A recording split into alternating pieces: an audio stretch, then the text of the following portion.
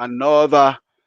Welcome to another exciting episode of the Global Talkative Series. Now, it's a global platform to collaborate, you know, uh, hang out and inspire one another, especially during these challenging times in the history of human race. And what a wonderful opportunity to have men of like passion come on this show and then discuss and talk about what is happening in our world. And today is not an exception.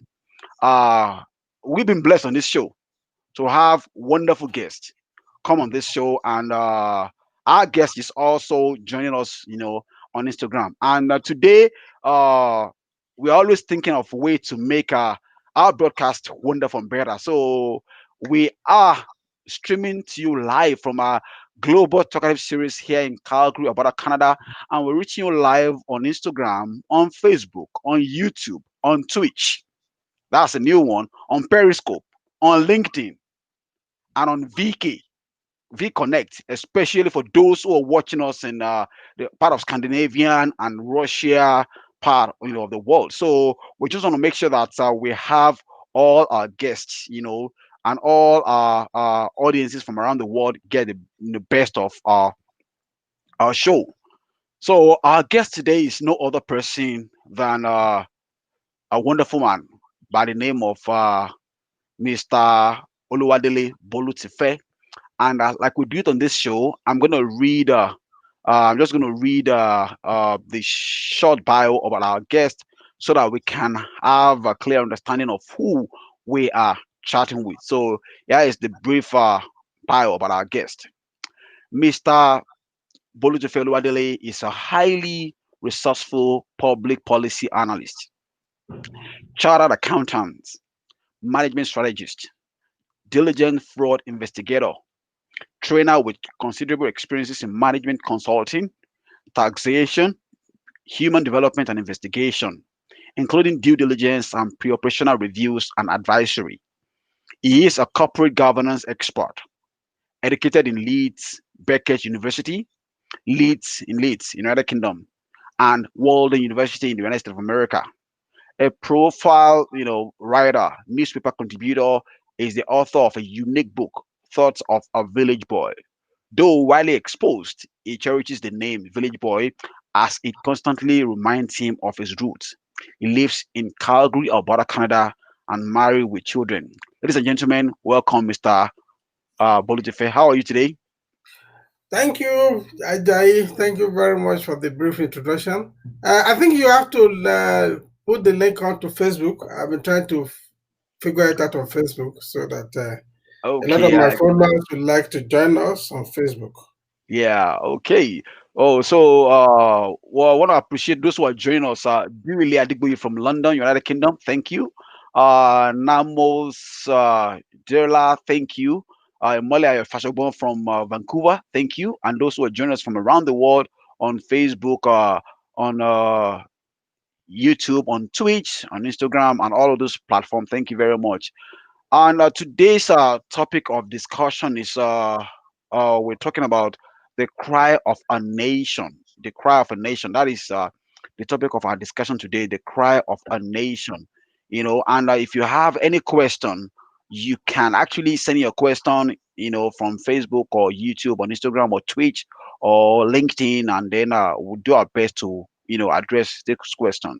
So, Mr. Bolutufe, without missing word, we know what is happening in Nigeria now. It's been a very turbulent time, challenging times in our dear country. I'm from Nigeria by birth, here from Nigeria, but we live in the Western world now, and we cannot,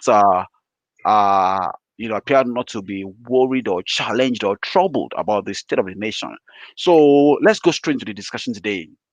What is your take on the present situation in Nigeria? Now, what is your take?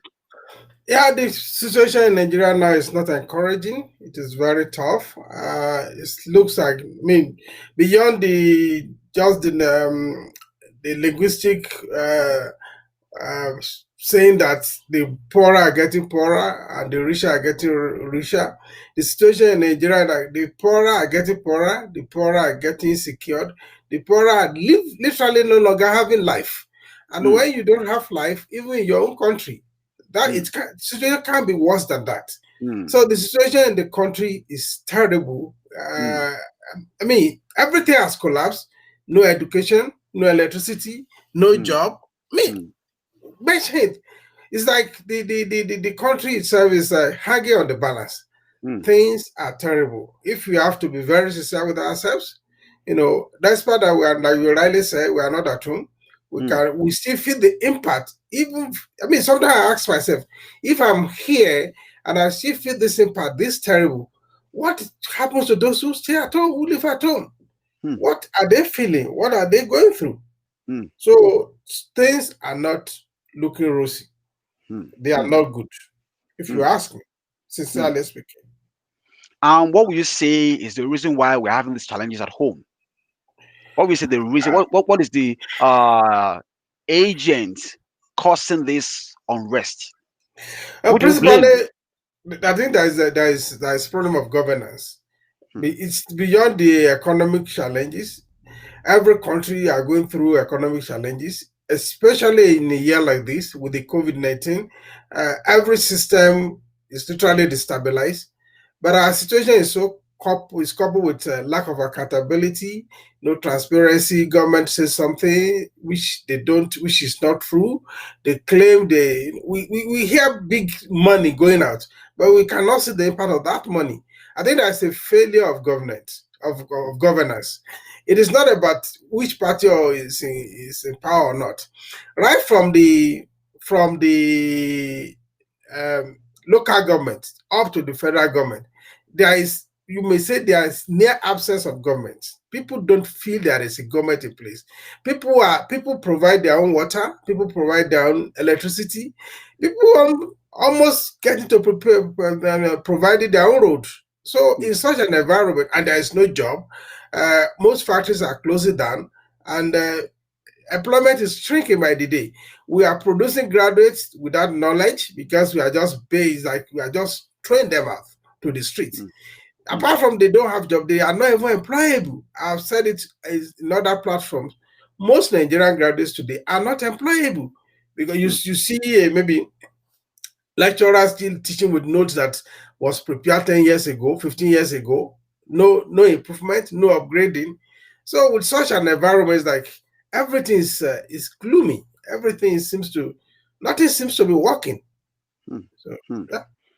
Wow, that is amazing. Now, talking about governance, you mentioned the word governance. While you're talking, what are some of the fundamental issues affecting governance in Nigeria today? I think one of the major problems, which is what we inherited from the military, there is so much impunity in the system. Hmm, There is lack of accountability.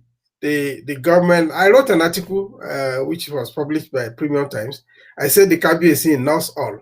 So when everybody become a king in his own cycle, and not for the good of the people, but for oppression of the people.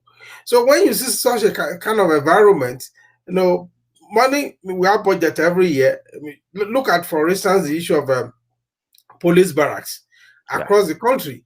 Every year, there is a budget provision for the maintenance of those barracks, but it is not maintained, and nobody is answerable. Nobody answers any question, and the money actually comes out of the treasury. Where does the money go? So Hmm, okay, let me give you another example.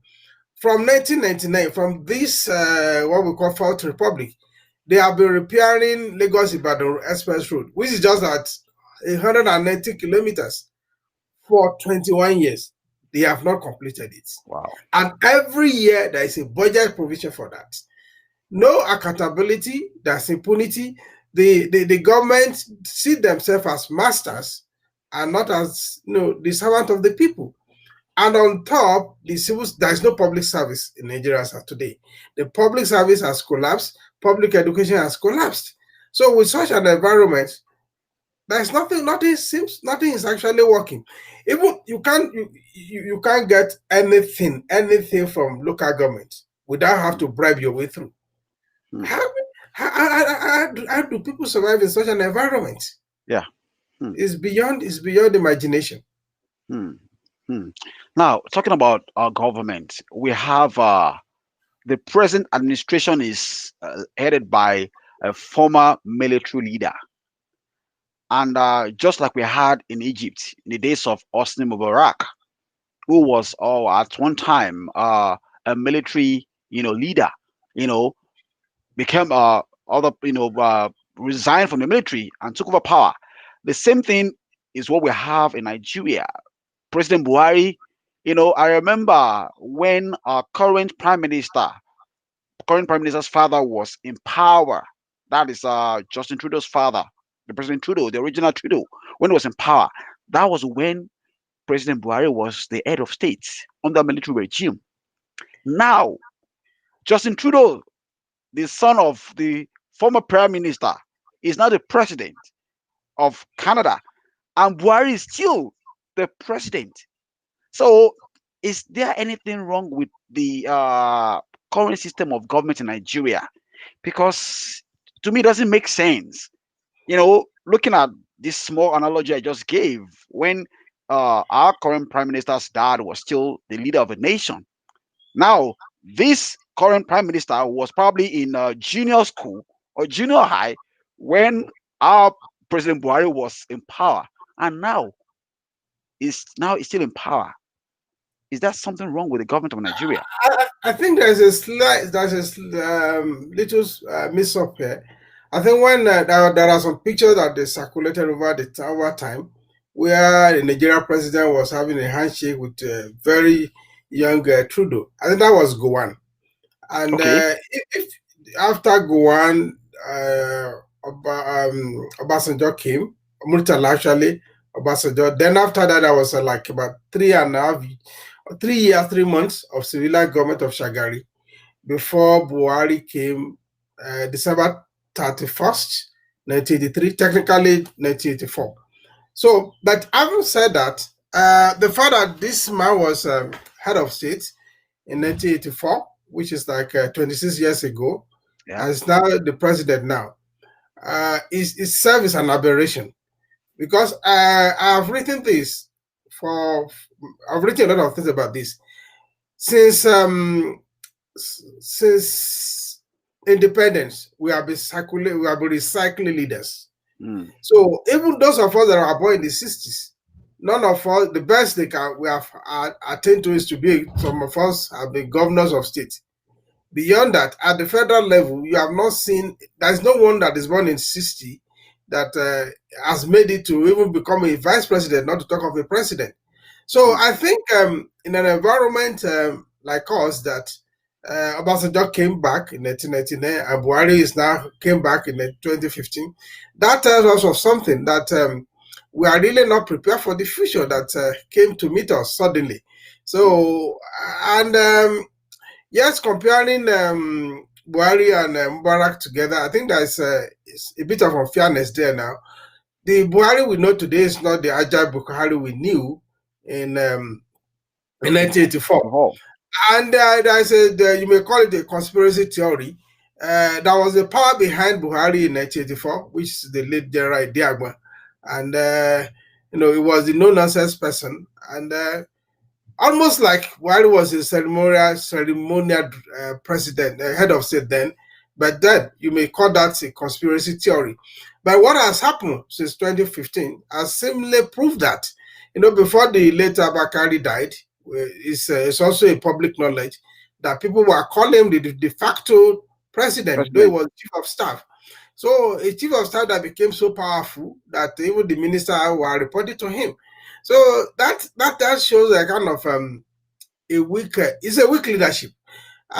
It came on the currency of integrity, but in management there are always two sides. There's integrity, there's competence. Mm. Yes, we in management we say that when somebody is competent and lack integrity, it's a huge problem. So Mm. when they voted for him in 2014, people were he rode on the currency of integrity. And but now, if we want to, especially those of us who are not at home, who have nothing to lose, if we want to be sincere with ourselves, the corruption today in Nigeria, from all indication, may be deeper than when it was, where it was in 2015. I even mm, wrote a chapter about that in my book, Thoughts mm, of a Village Boy, where mm, I call them the parable of the beans and bread. If mm, you have read it. So I think the agility of a military that was expected from Buhari is not. We cannot see it. Even the mm, integrity which we expect of him, we have not seen demonstrated that. We still see a lot of nepotism. We see a lot of lopsidedness. If we have to be fair to ourselves, so it's not just beyond conspiracy theory. I think the expectation was too high, or reasonably too high, that this Buhari, okay, because of his pedigree, will be able to take Nigeria to the next level as they claim it by themselves. But mm. like I wrote a poem recently. I said doing well. I mean running well in the wrong direction. It's Yeah. like Nigeria is running very well, but unfortunately in the wrong direction. Hmm. That is terrible. That's a major issue. Still on the Global Talkative series here, a platform to hang out, collaborate, and inspire one another. And our guest today is no other person than Mr. Bolutife Oluwadele, a public policy analyst. And then I want to say thank you for those who are watching us from online, from around the world. Kami Wine, thank you for joining. Shade Latis from Nigeria, thank you for joining. And those who are watching us as well on Facebook and YouTube, on Instagram, on Twitch, and V Connect. Thank you for those who are joining us. We appreciate it. If you have any question, feel free to send your question on Facebook or YouTube or Instagram, and then we'll do our best to answer the questions. Now, back to you, Mr. Bolutife. Still talking about the imbalanced governance and lack of competency in our governance and all of that. And I think that the political climate in Africa has been facing some volatile situations for some time due to the fact that politicians in Africa want to hold on to power by any means possible. Now, you see, like you mentioned, said something about recycling of uh, uh, politicians, from military, regime to the other regime, they were once in military uniform, now they're just in civilian uniform, and we've been having such kind of political climates, in Africa, not just only in Nigeria, that a president wants to continue his legacy. We've seen that in Zimbabwe, when you have Robert Mugabe staying in power for almost like 35 years. We've seen it in Congo, we've seen it in even in Libya before the fall of Gaddafi. We've seen it in a country like where I saw on CNN recently, when the president is in charge of everything, and also the son, I think it's in Guinea, yeah, Guinea Republic, where the son is the vice president and all of that. So, what seems to be the reason why this is such a major issue within African leaders? I think the problem is most African leaders are actually not in control. Hmm. What I wrote in the roads, how Europe would have developed Africa. That was a long time ago. What he said in his book, they were very true. But we have had enough opportunity as black people to reverse those things, to reverse those trends. But what do we have now? Our leaders still steal money from our continent and take it to Europe to build Europe. We are voluntarily, before Europe forced us to build Europe. Today we voluntarily are building Europe. There is that, I mean, apart from accountability, I think there is this the moment they're in power, they feel so insecure, so Yeah. insecure, so unsafe outside power, Hmm. because they've not done very well, because they are not accountable, because Hmm. of their level of impunity. So Hmm. that is why even Nigeria today, you see somebody after having enjoyed immunity as a governor for 8 years, then is afraid to just retire and Hmm. continue with the normal life. He wants to go to Senate. Hmm. So, and it's the same, this oppressive tendency of our people. There are so many of them in history. Even go to Zambia. I mean, Kenneth Kaunda. I read his book when I was in secondary school. Hmm. Zambia shall be free, and he became president, and he messed up too. I think Hmm. that is, I don't know, maybe it's the cause of an African people, Africa, of a black man, that when they Hmm. get to the seat of power, uh, they mess up. Even Abati, Dr. Abati, when he came John out as, Abati. yeah, I was even saying that there is juju in the Aso Rock, that turn the brain of people upside down. Maybe it is true. Yeah. I think there is a problem. There's a problem of inadequacy on the part of African leaders. That Mm. the moment they are empowered, they feel they cannot. I mean, they feel so unsafe, so Yeah. insecure to leave power, and Mm. they would rather die empowered than to come out. But there are also lessons in history. Look at Samedo of Liberia. He Yeah. built so much a fortress around himself, but again, it's also God. At a point in time, they turned against him, and we saw Yeah. how he was ridiculed out of power. I think that is the if people are committed to their people, if people are committed to service, I think the decision we have today will not be we will not be so in across Africa. And Mm. again, like I've written several articles on that we are not in control of everything. Yeah. Uh, the external still dictate to us, and because of that, external forces dictate to us. They control us. We are just there. We are like our leaders are like puppets in the hand Mm. of foreign powers. So if Mm. you and if because there's a disconnect again between the leaders and the people. When you Yeah. have a people leaders, real people leader, I mean, like what we have in Arab, I mean, Chairman Mao of China. Wow. When you have Yeah. where we have and we have one. Essentially, we have a good example in Tanzania. Julius Nyerere Yeah. was a people leader, and you saw that he was not somebody that was interested in acquiring wealth, or he lived a very simple life, and he governed his people very well. He was secured in and out of power. So because people are not governing very well, they feel so insecure out of Mm. power. And Mm. because of that, they try to perpetuate themselves in power. It's Mm. cut across. I mean, there's crisis almost everywhere. So Mm. it's unfortunate that again our people, because of this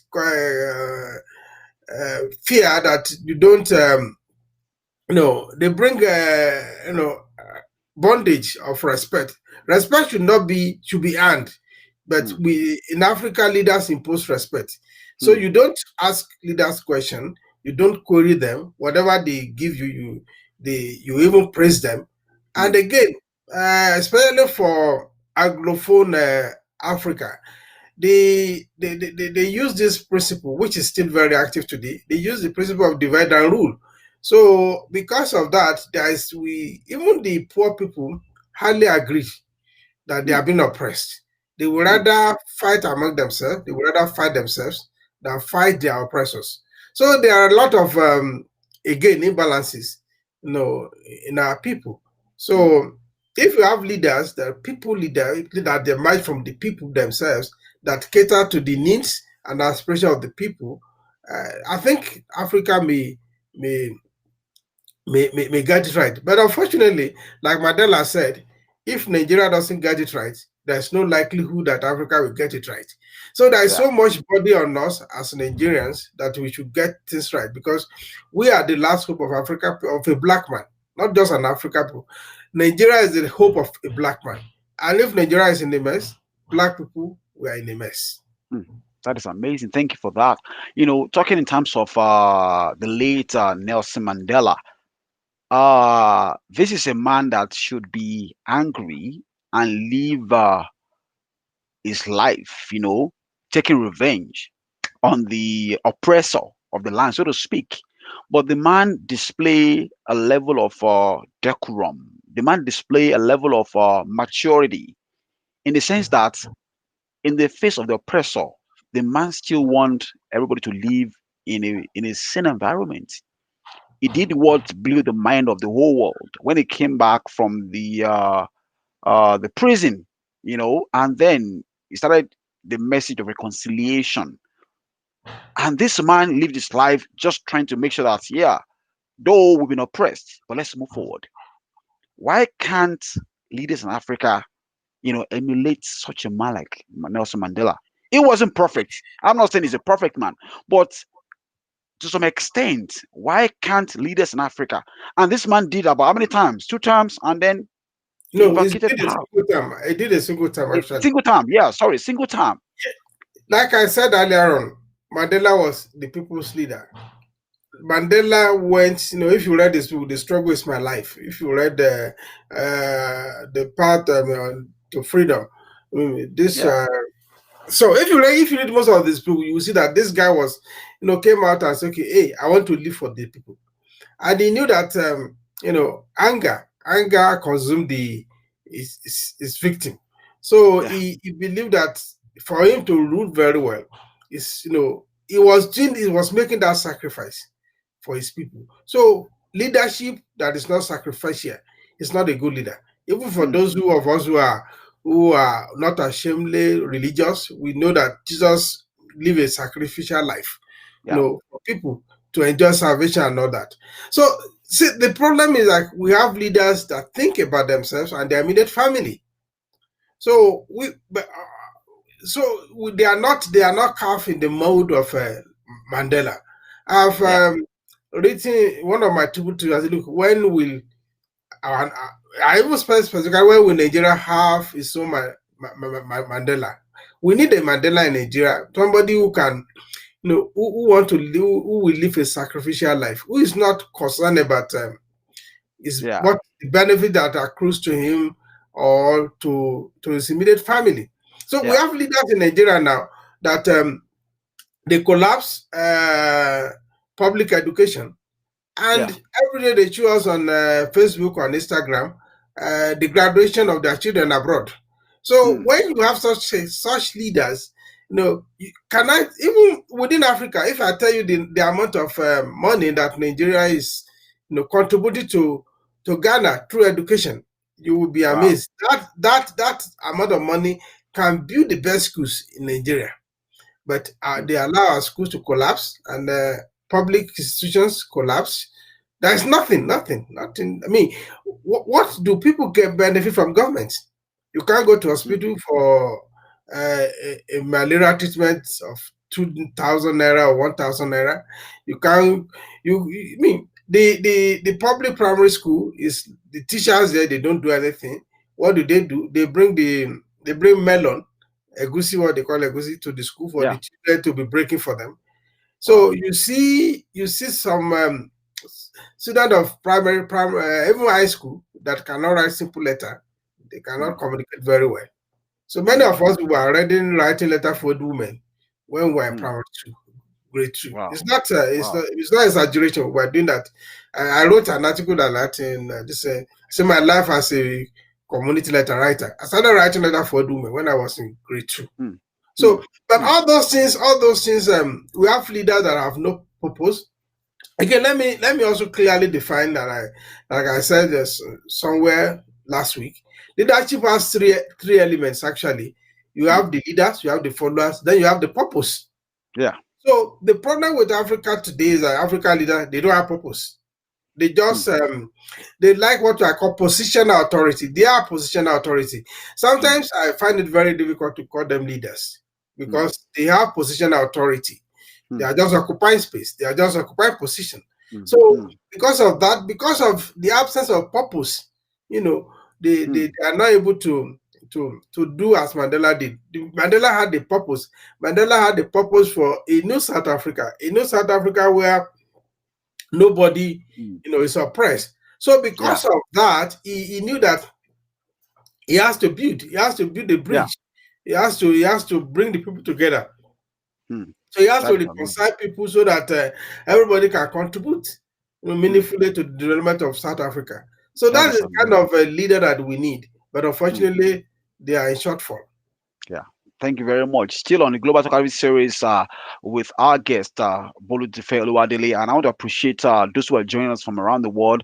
There is Beatrice Edema Arwad joining from River State, Nigeria. Also, Adeshola Orenuga, said something after Guan was Moritala. Then we have Beatrice saying something that the major problem we have in Africa today is question of leadership, like you were saying. And I said we have problems with our institution. Thank you for that. Then we have Adeshola Orenuga saying we're actually not in control of anything. Yeah, you have a point there. He said, "Sir, our people actually surrender themselves to Stockholm syndrome. Maybe we'll get time to talk about Stockholm syndrome. Yeah, As we Adeshola is continue. joining us from UK. Yeah, okay. I should have from UK. Thank you. Then we have Yeah. Aditumi Ajayi here from Calgary. Then we have Beatrice saying, "No great improvements in the lot of mankind are possible until a great change takes place in the fundamental constitution of their Moses of thought." At the mode You of know, thought. True. John Stuart Mill. Thank you very Yeah. much for that. And then they said, "This is so true, sir. Our leaders are more interested in their families." So, all those who are joining us, thank you very much. If you have any question as well, you can send your question from Facebook or Instagram, or you can send your question in from VConnect or from Twitch or from Instagram, and then we'll do our best to answer the question. And also, Gbemi Sola and Kelly call from anywhere in the world you're joining us. Thank you very much for your message. We appreciate that. Thank you so much for having time to send in your question. Thank you very much. And Nigeria's know that that's from Annie Aaron. Thank That's you very very much. Thank you very much for all of that. We're still on the Global Talk series, and while we continue this, I have another question. You said something about the issue of education. You mentioned education. Now, what is the reason behind the declining state of education in Nigeria? Because we have issues with our education system. Now, let me give you this example, which I'm sure those who are living abroad, will probably be, witness to. If you come into a country like Canada, your credential needs to be evaluated, or you need to this sort of evaluate your credentials to prove that yes, you have a credential that is commensurable to a degree of the same equivalent here in this country. But I don't think it's the same when you school in United Kingdom or you school in United States of America or you school in Germany. So why is this challenge? Why do we have this? Because I believe this has to do with a lot of challenges we have in our education system. So, what is one of this? What seems to be one of the problems? well. Thank you very much. There is some historical reason for most of this we see today. I will go a bit into history. In 1979, that was during the Second Republic, we have the NPN Yeah, and alliance with the NPP. So they form government. Then we have in the southwest we have yeah, the UPN. The UPN came out with the principle of free education up to secondary school, up to high school, what we call secondary school in Nigeria, high school here. So yeah, then the federal government came with some principle of, they call it quality education, and they have a great mm, revolution, which is for agriculture, and they have electrification of Nigeria, which led to the national grid. I've spoken about that elsewhere. So coming back to education now, as at that time there was the problem that they wanted to bridge the education gap between the West and the rest of the country. Going back a bit back into history, before the Civil War, there was a bit of parity between the East and the West in terms of education. But after the Civil War, the trajectory changed. The East went to more of buy and selling, commerce, and the student of the apprenticeship system. Because of the economic devastation that was experienced during the Civil War. So because of that, over time, the West also overtook them in terms of education. So by 79, the federal government then of the NPN said they wanted to bridge the gap between the West and the rest of the country. And like I've also said elsewhere, education has never been exclusive in the North. mm, It's elitist. They did not they have never pretended for to favor mass education. So one of the things that led to that came out of that quality education, they brought in quota system as a way of bridging the gap between the West and the rest of the country. They brought it was that was led to the establishment of JAMB. JAMB today has become like a nightmare to the southern part of the country. Then mm, all the federal universities at that time, they also have what we call a catchment area. So in which case, then you have cutoff marks for admission, which is not unified. It is then they have some state they call the educationally disadvantaged states. So you now see an admission process whereby those who gain admission on merit are less than 10% of the overall admission. You have the mm, catchment area, you have the discretionary list, then you have lower cut-off marks for some areas who are designated as educationally disadvantaged states. So because of all this reason, education, the quality of education started coming down. Though it was under the pretense of quality education that these things were done. Yeah. yeah, So over time, the government, the curriculum has not changed much time. They drop even some courses like civics, like history from the curriculum. So because of that, the quality of students uh, being admitted, only about 10% or even less than 10% were admitted on merit.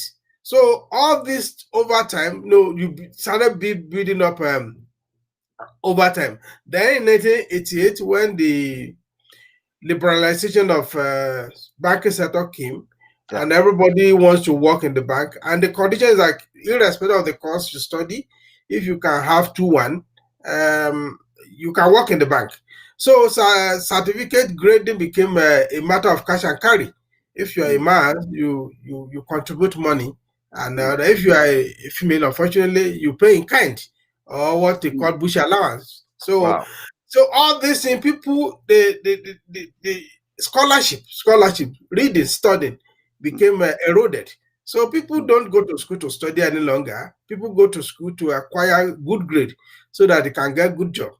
But mm, unfortunately, the liberalization also led to a lot of economic problem because every good were allowed from every part of the country. So all the industrial hubs in Lagos, in Ikeja, in Ilupeju, where you have the big company like Leslie, like PZ, that are yeah, mass employer of people, they started having challenges. yeah, Aswani, Five Star, and this is, Bompai in Kano, Kakuri in Kaduna, in Port Harcourt, Enugu layout, all those industrial hubs. They literally today, most of them are sold and they are like place of worship. So, mm, and of course, government was also shrinking. Then in the 80s, when they moved to Abuja, there was a massive construction going in Abuja. So a lot of work were happening from mason to carpenters to laborers, everything. Then over time, within a period of 10 years, that became saturated and there was diminishing return. So a lot of people that went to Abuja had to return back to Lagos when the opportunity became shrinked. So with all this thing combined together, people who don't have job now take to teaching as their last resort. So you will see teachers, lecturers that are not in the mode to teach. You find them in mm, classroom. So they don't do research, they don't do everything. Like I said earlier on, you see a lecturer that is still using the notes that was prepared 10 years ago, maybe by his own lecturer, or yeah, 15 years ago. So with that kind of educational system, the quality is terribly low. And mm, it takes personal development of individuals to be able to you know, to to to to to move away to me to operate above all this the level of rottenness. But then that is the reason why when you come abroad, they want to assess your certificate to know because the truth, like I've said it, I've been saying it for some time now that our education lack knowledge. You have certificates, you have people with certificates, but without knowledge. It is mm, a sad reality. It is painful, but it is our sad reality. mm. That is something that we need to think about because it's very painful, especially and because a lot of in the Western world from different communities, they are not very sensitive to some of these issues. For example, I've had cases where some other communities, they were talking and they ask this kind of question, and it feels very because I think you need to be sensitive to know, okay, what is right still talking about education, I had some folks ask, "Oh, how come you know how to speak good English?" And I find that very, very, insulting, because if you know where I'm coming from, I'm speaking, you're asking me, and I think I'm not blaming them in a way, because if our education system is uh well managed, and our image is properly presented, that would be a need for someone to be asking. But that's just by the wayside. But I think we need to Can I do. quickly comment on that? Yeah, you could go ahead. So there is a different issue there. There are a lot of people here that are very ignorant. They are very ignorant about Africa, and many of them don't know that there are some Africa countries, especially the Anglophone Africa countries, that their language of instruction has been English language from beginning. Yeah, So they assume that maybe, of course, for them to believe that African live on tree. So because they have narrow focus about life, they have narrow worldview. yeah. So they only know about the environment. So that is understandable. So what you do in such instances is to educate them, let them know. Hmm, I'm not. I'm. It's not something that I'm. That is too strange to me too, but I always take my time to educate them. hmm, That hmm, this, hmm. yeah, Thank you very much. So, still on on the Global Talkative series with our guest today, and talking about the challenges that we're having. The topic of today's discussion is the cry of a nation. Basically on what the challenges we're facing now in Nigeria, and all the issues around governance, politicians, and management of a nation, which is very, very important. And that leads me to the next question, which is also equally important. As a professional in your field, public policy analyst, fraud investigator, and all of that, do you think our constitution, Nigeria, needs a revamp or overhauling? Because we, in quote, a community or a set of government is governed by rules and regulation, stipulated by the constitution. But if it's a definition of insanity that you're doing the same thing over and over for 60 years, and you're expecting a different result, it doesn't make any sense. So, as a public policy analyst and all of that, do you think we need some form of reformation, or revamping, or overhauling, or totally to discard the constitution and write a new one? Because President Jonathan tried to do something, but he never got through with the constitutional reform. So, what is your take, on the present constitution, Nigeria? yeah. Thank you very much. Before I go, I will still have to go historical here. Okay. We had good constitution up to 1966. We have the what we call the Republican Constitution. We have one constitution at independence. Then in 1963 we became a republic, and we have a review constitution which is called the Republican Constitution. So in 1966, when the military struck, um, it is some record that our a new constitution came up, which was a unitary constitution, which took every list to exclusive list, almost to exclusive list. So it is a unitary constitution because in the tradition of the military, so they brought that constitution. There is it is on record that that constitution was written by a single individual. Hmm. So I'm not here to mention the name. We know people. History has a record of who wrote it.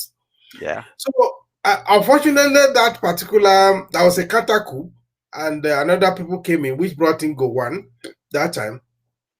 And rather than making an amendment of that constitution, they built on that constitution, and we have been building on that constitution till today. So even in 1979, because we have the Supreme Military Council, which Obasanjo succeeded Muritala when he was assassinated in 1976. So it was the regime of Obasanjo that produced the 1979 Constitution, which was handed over to the civilian, and they were not able to do anything about it. Then, of course, uh, the military struck that 1st December 1983, and no, and in 1985, Babangida in the palace coup overthrew General Abacha. Buhari. They Sorry, call it okay. no Buhari. No, so it was Buhari. Then there was a two-party system. Then we have a National Assembly, and that was in 1993. And of course, they also produced a military constitution. Unfortunately, the election was an annul, and they brought in the Shonekan, which, interim government. We spent about 3 months or thereabouts. Then Abacha struck, and Abacha was preparing a return to civilian government when he died, and General Abubakar became the head of state and hurriedly put up a new constitution, which is the 1999 constitution, the current constitution that we're operating. So it is all from 1966 to date. All our constitutions were literally backed by the military. So it is not there was no consensus, there was no debate, or if there was debate, it was a very insignificant debate. So we don't have people constitution as yet. So that is why today you see the exclusive list is growing and growing. The federal government controls everything, despite the fact they don't have the capacity to do so. Hmm. So you don't get anything done until you go to Abuja. That is why up to today you see Governor cap in hands going to Abuja. Many of them are actually literally living in Abuja to go and beg for, maybe we can use palliatives again. Yeah, but that's the current language. So we don't have a constitution that speaks to the needs of the people. Constitution should speak to the aspirations and the needs of the people. Constitution should not be the whims and caprices of few individuals. Hmm. But unfortunately, the constitution we have today is military, it's a constitution handed over to us by the military. It has always been like that since after that 1966. Yeah, I've seen some people who have said let's go back to the pre-1966 constitution and endorse it. I think that is a very lazy approach to the issue because many waters are passed under the bridge. Yep. Today we have to have the courage. We need to have the courage to sit down and fashion out our constitution that can speak to our current needs. Constitution doesn't have to be completely perfect. That is why there is provision for amendment and renewal Yeah. and all those things. But until we get a people constitution, we always have to have. We will always likely have continue to have this problem. For instance, there's nothing that education should be on the concurrent list. No, there's no need for jump. There's no need for all this, unity school that you say somebody from one state should score. The cutoff mark is like 280, and another state is 2 marks. Hmm. So where is fairness? Where Yeah. is balance there? If you say my cutoff is 280, which means if I score 250, you will deny me admission. But you give admission to somebody who scored two. Hmm. So where is fairness there? Yeah. So, and these are things are backed up by the constitution, quota system, federal character, and all And that. I So think. we need a people constitution. Hmm. Definitely we do know. But we need a lot of courage. We need somebody who can drive that process. Hmm. Hmm. Hmm. So we need a leader that can drive that process. We need a leader who believes in the project Nigeria. We Yeah. have a leader who is not a sectional leader. We Hmm. believe a leader. We need a leader who is not parochial. Yeah. We need a leader who is not concerned about what he gets. Hmm. That is But we need amazing. a leader who is so hungry to leave a legacy Hmm. for the That. for generation yet unborn. Thank you We very don't have much. such a leader yet. Hmm. I hope we're getting there little by little. Just want to appreciate Nelson Itumi for joining us, and also Diary of a New Immigrant. Thank you for joining us, and also joining us from around the world. Thank you very much. Beatrice Edema Arod said, our curriculum, referring to, we can call our constitution our curriculum. Yeah, in Nigeria is not in line with the current realities on ground. You can be more perfect than that, which is actually, true. And talking about, in terms of this constitution, which I believe that we need to do an overhauling or completely, change it, do something better. Rules or laws are made by men, not, and they can be changed or, do something better, which I believe so much. We have another comment from Annie Aaron says that let's divide that nation. The new countries will sit tight and work hard. The foundation of Nigeria is messed up. Everyone's tribe is okay with a looter as long as he's from their tribe, but not okay when others are looting. Why can't Alison Diziani return to Nigeria today? Because she's looted NNPC dry, and it's true. We still have parading the streets of United Kingdom, still saying something about the youth, and also Adeshola Orenuga said federal character and quota system as opposed to merit is very shameful. Thank you very much for all those contributions. Still talking about the governance rules of engagement in Nigeria, how we should run government. I was in a discussion some days ago with some well-meaning Nigeria, and the person said something. He said, "If I have the opportunity to be a Nigerian leader, I will run Nigeria, and use volunteers. Like for example, that if I happen to be Nigerian president, then I will make the cost of governance very, very cheap in the sense that the senators will work as a volunteer, the lawmakers, both all the law arms of government, apart from judiciary, the law arm, the upper house and lower house, and all those commissioners, ministers, there will be a volunteer position. Now, that leads me to the next question on how can we make the cost of governance in Nigeria so cheap? That because when you breaking down the analysis of the amount of money earned by our legislators, at some point I call them legislators because how can it doesn't make sense when the majority of the budget of a nation is servicing few hundreds. We can't pay minimum wage, but an average senator goes home every month with millions. To me, it's an aberration. So, how can we make the cost of governance so cheap in Nigeria? Because I think the money is very attractive to a lot of folks, and that is why they want to do it. It's a case of do or die. It's either me or nobody, and that is why people will go the extra mile to want to just get into power because once you become a senator, automatically you become a millionaire. So, what do you think we can do to make the cost of governance unattractive in terms of the monetary gain, or can we even run Nigeria on volunteer-based system? Well, I don't think Nigeria is completely strange to volunteering. It may not be in the mode of what we see in the Western world. I remember growing up in the village as a village boy. I remember those days when you have a ceremony, the other local hunter will gather together and they will go to the bush for you to hunt for animals. Mm, And they come with big animals, and you that you are doing the ceremony, you don't have to spend money on that. So, and when it is the turn of another person, they will go around and do that.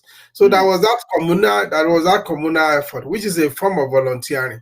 So mm. we do that, and then that was, of course, we grew up as living a communal life, a system that if we have not allowed to collapse, even other nations should have been coming to learn from us. Yeah. So, having said that, the current structure, especially of the legislator, is nothing but crazy.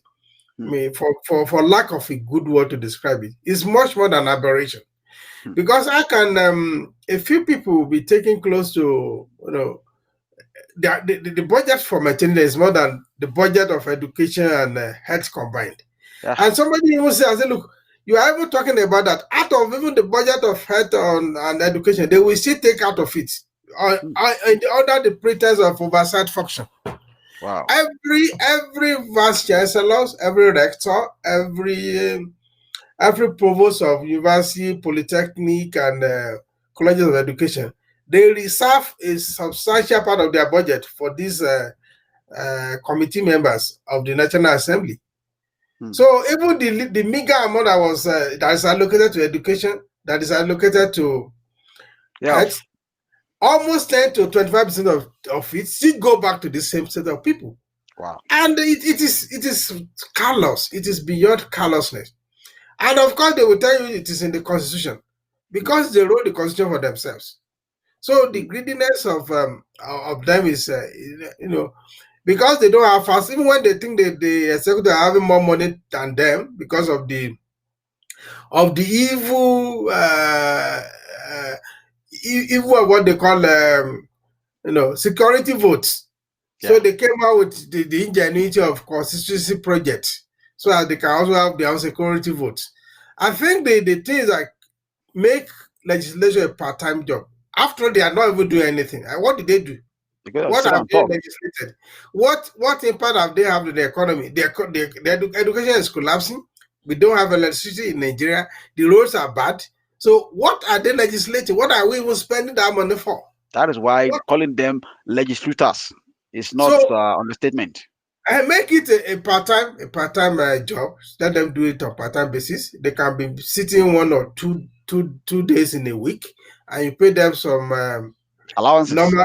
You pay them allowance, not ridiculous allowances too, Yeah, because you have to fix that allowance to make sure it's not a do a day of fair. kind of allowance. And then you see a lot of videos going around. What do? They go there to sleep, to dose away, and Yeah, and the day they are active, they are exchanging blow. that is They so are funny. boxing themselves. What do they do? What do the legislator even do? Hmm, hmm, So we need to have a part-time system that paid only allowance, and they have retinues of personal assistants, senior assistants. Actually, what those guys should be doing, the SA, the PAs, is to be their brain box. They're right. supposed to be conducting research on legislative matters for them. But what do? They help them to carry phone. Hmm, Maybe they help them post into Twitter accounts, and they carry of sorry, permit me to use. They help them to negotiate olosho for them, as they say in Lagos. So hmm, what is it is very ridiculous, very ridiculous. hmm, So let us change the structure again. These are the things that a new constitution can address. hmm, That is why when they say that the current National Assembly cannot amend our constitution, we need an independent body hmm, that love Nigeria, that want Nigeria to progress, to sit down as a constituent assembly and fashion out a new constitution.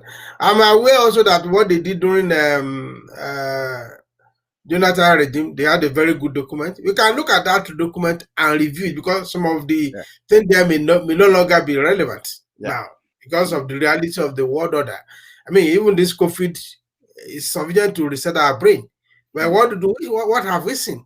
We've hmm, seen our government hoarding hmm, things that did not even produce, did not even incur any expense on it. hmm. They were hoarding it, and somebody was repackaging it as a birthday gift. Wow, That is the wow. callousness of our people. That is the Hmm, callousness of our leaders, so-called leaders, hmm, positional leaders, not hmm. real leaders. Thank you So very much. yeah, Sorry to cut you because we are almost our time's almost spent. We have about a minute more to just end this conversation, and I wish we can talk about the palliatives that were kept. That people are now taking. Their palliatives. They're actually the right owners of the palliative are taking it, and all of those things. And in just less than a minute. Just give us a closing remark on the state of the nation, the cry of the nation, before we round up this today's discussion. the nation is bleeding. The nation is bleeding and is bleeding, ceaselessly. But the nation can still heal, can stop the bleeding. I think it is a time for the people to rise up, not in crisis, not in rioting. They should rise up as a voice to speak for themselves, to say to the rulers, enough is enough. It Hmm, is time for us to join hands and fix Nigeria. Nigeria can be fixed. Like hmm, I said earlier on, Nigeria is the hope of a black man. So, and for black man to gain dignity, to gain respect in the Committee of Nations, we have to fix Nigeria. And Nigeria is fixable. hmm. Thank you very much. Nigeria is fixable. I believe so much in it, and that is why we do what we do here to lend our voice to the challenges of the day that end SARS, end police brutality, end bad governance in Nigeria. And for those who are watching us from around the world and those so called those who are at the ends of affair in authority. I believe uh this conversation is for us. It's for us to life has given us the opportunity to do the right thing. The protesters did an amazing job for 10 days. Something that has never happened before in this job of peaceful protest. But on the 11th or 12th day, something that went a wire, and then we have this major challenges happening in Nigeria, and not only Nigeria, as we speak now in Congo, there's an issue about the governor, the president who want to remain in power. The same thing in other parts of South Sudan. We have these major issues all across Africa, and I think it's time for us to do things in the right way. To do things responsibly. To have a heart to really serve, because leadership is about service, not about you want to enforce your rules and regulation. And to those who are joining us from around the world, once again, thank you very much. We appreciate you. For all those who are sending in messages, thank you very much. Until we come again with amazing and a wonderful topic with another guest. I'm still your host, Lan Rajayi, and I want to say this in closing: you can either be your brother's keeper or your brother's killer. Who are you? Thank you very much, and bye for now. And thank you to our guest, Mr. You're welcome. Bolutife Oluwadele. Thank you. We'll see Thank you you for too. having me. Thank Yeah, you. thanks.